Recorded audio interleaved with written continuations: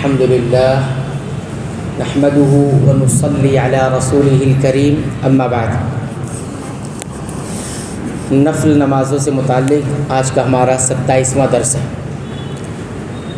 مسروق بن اسود رحمہ اللہ بیان کرتے ہیں کہ میں نے عائشہ رضی اللہ تعالی عنہ سے پوچھا کون سا عمل نبی اکرم صلی اللہ علیہ وسلم کو سب سے زیادہ پسندیدہ محبوب تھا۔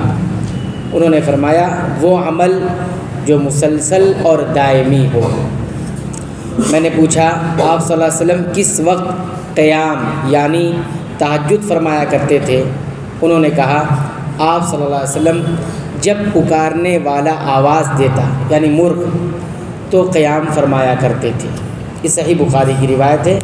امام بخاری رحمۃ اللہ علیہ نے اسے باب قائم کیا ہے نیک عمل پر ہمیشگی کرنا اور درمیانی چال چلنا، یعنی نہ کمی کرنا نہ زیادتی کرنا۔ اس باب کے تحت اس حدیث کو ذکر کیا ہے۔ اس حدیث سے ہمیں ایک بات معلوم ہوتی ہے۔ پہلی بات تو یہ معلوم ہوتی ہے کہ نیک اعمال کی اصل فضیلت دوام میں ہے۔ دوام یعنی نیک عمل کو انسان مسلسل اور دائمی انداز میں کرے۔ ایسا نہیں ہو کہ عمل جو ہو سب سے زیادہ کون سا پسند ہے، وہ یہ کہ جو تھوڑا ہو لیکن مسلسل ہو۔ دوسری بات تو یہ معلوم ہوئی کہ عبادت میں استقامت چاہیے۔ صرف عبادت کرنا کافی نہیں ہے، عبادت کے اندر استقامت ہونی چاہیے۔ وقتی جوش یا زیادہ عمل سے بڑھ کر مستقل مزاجی کی عبادت افضل ہے۔ مستقل مزاجی کے ساتھ انسان مسلسل عبادت کرے، یہ زیادہ اہمیت رکھتی ہے، زیادہ افضلیت اور فضیلت رکھتی ہے۔ تیسری بات اس حدیث سے ہمیں یہ معلوم ہوئی کہ رات کے آخری حصے کی بھی ایک خاص فضیلت ہے۔ آپ صلی اللہ علیہ وسلم کا قیام کب ہوتا تھا؟ صارخ کی آواز، صارخ مطلب بانگ دینے والا مرغ جو صبح کے وقت آخری پہر آواز لگاتا ہے، تو اس وقت نبی کریم صلی اللہ علیہ وسلم کیا کرتے تھے؟ نماز ادا کرتے تھے زیادہ تر وقت۔ تو یہ آخری حصے کی ایک خاص فضیلت ہے جو اس حدیث سے معلوم ہوئی۔ چوتھی بات ہمیں یہ معلوم ہوتی ہے کہ عائشہ رضی اللہ تعالیٰ عنہ کا علم اور فہم دیکھیے کہ انہوں نے نبی کریم صلی اللہ علیہ وسلم کے معمولات کو باریک سے دیکھا، باریک بینی کے ساتھ دیکھا، اس کو محفوظ رکھا اور امت کے لیے رہنمائی بھی کی۔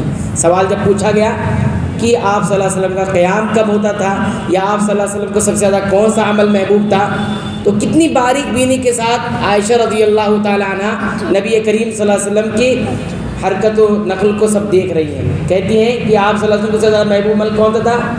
جو مسلسل کیا جا رہا ہو اور دائمی انداز میں کیا جا رہا ہو، وقتی جوش سے کوئی عمل کیا جائے وہ آپ صلی اللہ علیہ وسلم کو اتنا پسند نہیں تھا۔ پانچویں بات اس حدیث سے ہمیں یہ بھی سیکھنے کو ملتی ہے کہ نبی کریم صلی اللہ علیہ وسلم نے اپنی امت کو یہ سکھایا کہ تھوڑا مگر پائیدار عمل اللہ کے نزدیک زیادہ محبوب ہے۔ تھوڑا لیکن پائیدار عمل۔ ہم اور آپ کیا کرتے ہیں؟ اگر تلاوت کرنا ہو تو اگر بہت جوش آیا تو کیا کریں گے؟ ایک دن میں کئی صفحات پڑھ دیں گے، 2 دن میں مہینے بھر، لیکن جب ترک کرتے ہیں چھوڑتے ہیں تو مہینوں سال نکل جاتے ہیں، تلاوت نہیں ہوتی۔ تھوڑا کریں لیکن روزانہ کریں، آدھا صفحہ 1 صفحہ تلاوت کریں لیکن روز کریں۔ تھوڑا کرتے کرتے پھر آپ کو اللہ تعالیٰ مزید توفیق دے گا، برکت دے گا، تو انسان آگے بڑھے گا۔ تو یہ بھی اعتدال ہونا چاہیے عبادتوں کے اندر، درمیانی راہ ہونی چاہیے۔ یہ ساری باتیں اس حدیث سے معلوم ہوئی۔